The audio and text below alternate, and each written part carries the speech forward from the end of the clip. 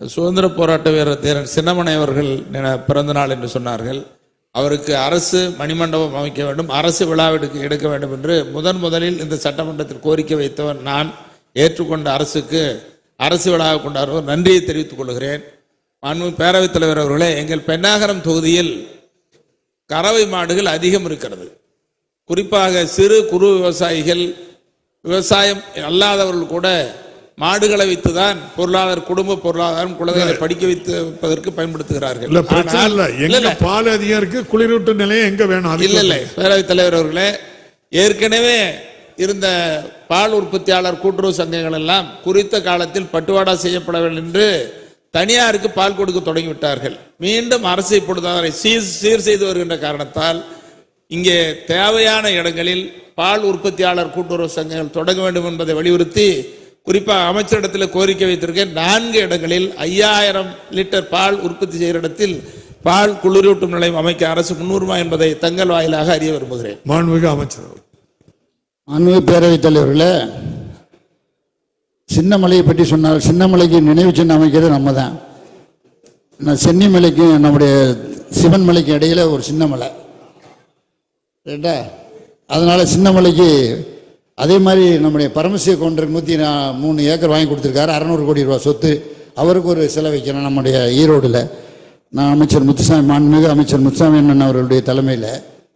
ஆக இப்படி எல்லா நிலைக்கும் வைக்கணும். இப்போ அவர் கேட்குறது என்னென்னா, இப்போ தருமபுரியில் பால் உற்பத்தி கம்மியாக இருக்குது. காரணம், பிரைவேட்டில் இருந்து அமுலில் வாங்கினாங்க. அங்கே கூட விலைக்கு வாங்குறாங்க. எப்படின்னா அவங்க கூட விலைக்கு விற்கிறாங்க, நம்ம கூட விலைக்கு விற்க முடியாது. நான் சொன்ன மாதிரி கன்சியூமர் ஏழை, உற்பத்தி பண்ண ஏழை. இப்போ 5000 லிட்டர் இப்போ மறுபடியும் இப்போ 2000 கோடி லோன் கொடுக்க போகிறோம். இப்போ முதல்ல உற்பத்தியை பெருக்கிறதுக்காண்டி 1 லட்ச ரூபா சொசைட்டியிலேருந்து ஒரு சொசைட்டி ஆரம்பித்தா 1 லட்ச ரூபா கொடுக்குறதா சென்ட்ரல் கவர்மெண்ட் சொல்லியிருக்காங்கன்னு நான் வரல. ஜியோ இல்லை, ஜியோ வந்துருச்சுன்னா கொடுப்பாங்கன்னு நினைக்கிறேன்.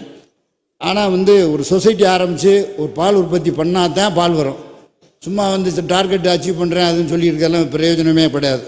ஆக பால் உற்பத்தி அதிகப்படுத்தி கொடுத்தா அந்த 5000 லிட்டர் உள்ள குளிரூட்டு நிலையம் அமைத்து நிச்சயமாக தரப்படும் என்பதை அவருக்கு தெரியப்படுத்திக் கொள்கிறேன். மாண்புமிகு உறுப்பினர் அப்துல் சமது. பேரவைத் தலைவர் அவர்களே, திருச்சி மாவட்டத்திலேயே பால் உற்பத்தியில் முதலிடத்தில் இருப்பது என்னுடைய மணப்பாறை தொகுதி தான். இப்போ அந்த தொகுதியில் மணப்பாறை ஒன்றியம் பன்னாங்கொம்பு, மருங்காபுரி ஒன்றியம் கோவில்பட்டி, கலிங்கப்பட்டி, தாளகவுண்டம்பட்டி ஆகிய பகுதிகளில் புதிய பால் உற்பத்தியாளர் கூட்டுறவு சங்கங்களுக்கு புதிய கட்டிடங்கள் கட்டித்தரப்படுமா என்று தங்கள் வாயிலாக அமைச்சர் அவர்கள். மாண்புமிகு பேரவைத் தலைவர்களே, நம்முடைய மனிதநேய மக்கள் கட்சி உறுப்பினர் கேட்ட கேள்விக்கு ஒரே பதில். பால் உற்பத்தியாளர்கள் கூட்டுறவு நிலையங்களில் நம்ம நிச்சயமாக குளிரூட்டு நிலையம் அமைச்சு கொடுக்குறோம்.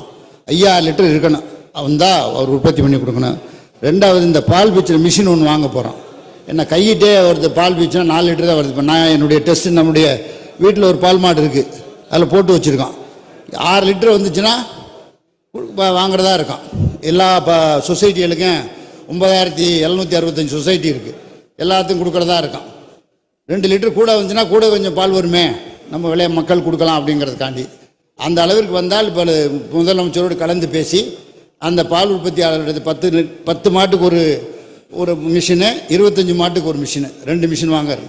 ஒரு சொசைட்டிக்கு 2 மிஷினுமே தான் 20000 மிஷின் வாங்குறதா இருக்கும். அது முதலமைச்சரோடு கலந்து பேசி அதற்கான முடிவு எடுக்கப்படும். 5000 குளிரூட்டு நிலையம் அமைச்சு தருவோம். நீ 5000 லிட்டர் கொண்டாந்து எங்கள்கிட்ட கொடுத்தீங்கன்னா, இத்தனை மாதிரி சங்கங்கள் இருக்குன்னு கொடுத்தீங்கன்னா 5000 குளிரூட்டு நிலையம் அமைக்கும். விநாயகன் 206. மாண்புமிகு உறுப்பினர் திரு CVMD எழிலரசன். மாண்புமிகு மின்சாரம்